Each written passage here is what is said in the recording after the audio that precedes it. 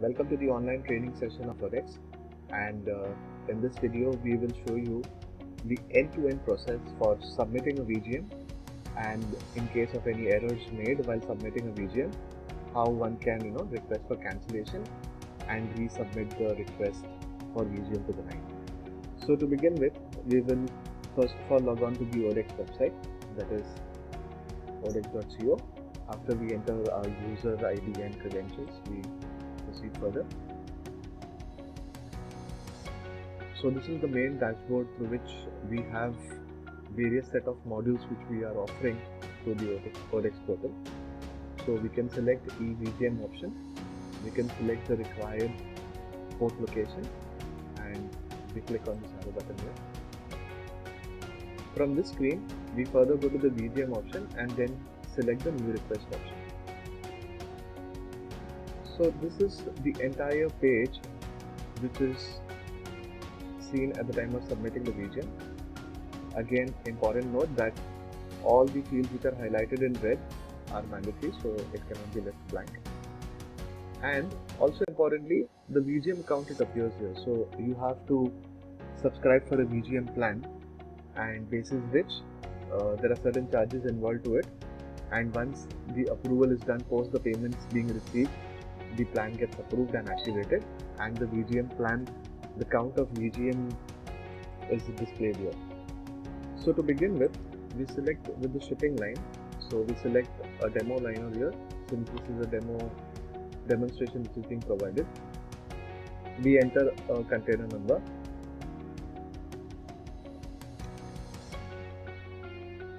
and the port location by default comes as Nhava Sheva because we were logged in with Nhava Sheva location.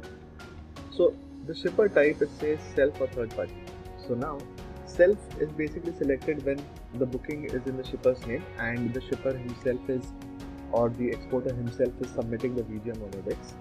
When it comes to third party, it means that a CHA or a freight forwarder is submitting the VGM on behalf of the shipper. So here we type the shipper's name. So we just take a random name here. We select the IEC number of the shipper, or the other options are the CIN number or the PAN number, Aadhaar, or a passport number. So we select a general IEC here. Then the authorized person's name who is submitting the VGM. So in my case, it will be my name, my designation, and my contact details. Then the VGM evaluation method, it says it's method 1 by default. In case if you need a method 2 option, then remember this is basically guidance which has to be followed by DG Shipping. So you can contact DG Shipping and get an approval from them so that we can provide you with the method 2 option. So we will proceed with method 1 option. We enter the container number.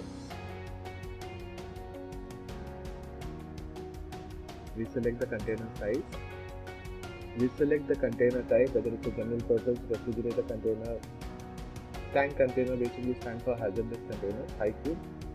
So we select the general cargo, general container here. Cargo type again, general. Now this is the CAC plate maximum weight limit of the container. So for example, it is 25,000. And here we enter the VGM weight. Now the VGM basically stands for the empty container weight plus the cargo weight. So for example, if the container weight is 3000 kgs and the VGM the empty containers, the cargo weight stands at 17,000 kgs, so the VGM is 20,000. Now other interesting point which I would like to share is that we have registered many weighbridges on Odex, and we have an integration mode with them.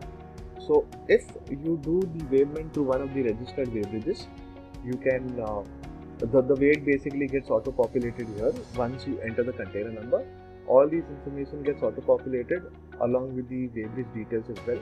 So basically this is a tamper-proof mechanism which we are working on, and we have currently more than 450 plus weighbridges which are registered on Odex. So if you wish to check the list of weighbridges registered on Odex, you can go onto the Odex website and you can check for our integration with WaveBridges, and you can refer the link from there. So moving further, we enter the WaveBridge registration number, we enter the address. So I'm just entering a test address here. We enter the WaveBridge name.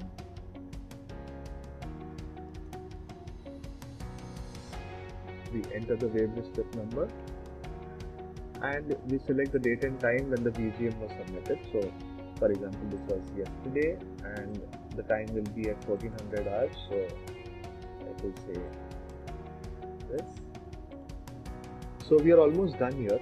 Now, since this is a third party VGM subscription happening, so very importantly, the CHA or the freight forwarder has to submit an authorization letter by the shipper, which basically states that they have authorized the CHA or freight forwarder to submit the VGM on their behalf.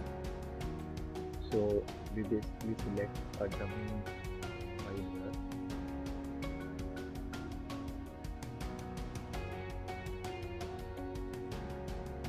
Okay, and if you check the other attachments, we have the date declaration annexure 1. So this is a mandatory thing which has to be updated, but in case if you don't have it with you, you need not worry about it. What happens is the system automatically generates the annexure as per the format required and attaches it along with the VGM data which is being submitted, and it is sent to the shipping line. It is basically visible to the shipping line through OLED.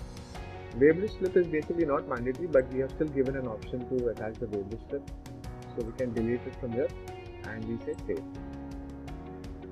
So now it says the EVGM has been successfully saved. You can download the annexure, attach it with your digital signature. You can say OK, and if you just scroll down, so here you will say it will give you the option of the annexure 1. So if you select this annexure 1, so this is the annexure which gets generated in the required format, and or else I need not download this. I can simply click on the submit button. It will say annexure is not present. Do you want to generate document automatically? So as I mentioned, it will automatically generate the PDF and it will also attach the document automatically. So I click on agree, and then it says the VGM is verified successfully. So now we will just go and track this particular request which we have submitted.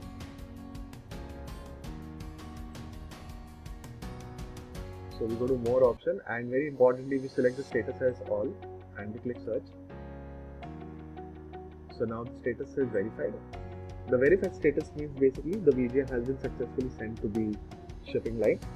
And now in case if there's any error which is seen here and you wish to make any amendments here, so obviously you cannot edit or make any changes. So you have to first of all request for a cancellation. So if you also see here, the VGM count initially said as 387. Now it has become it was initially 388 and now it has become 387. So per VGM per container, so that's how the VGM balance gets debited.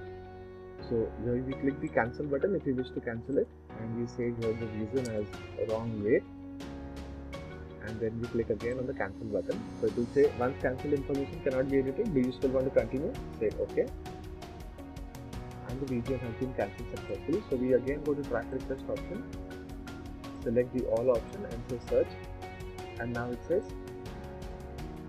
the VGM has been requested for cancellation. So once the shipping line cancels the VGM, so the status will become as cancelled, and once the request becomes cancelled, you can again go back to the VGM new request option and file a VGM once again. So that's it from our end on this particular tutorial video. I hope this has helped you. Thank you so much.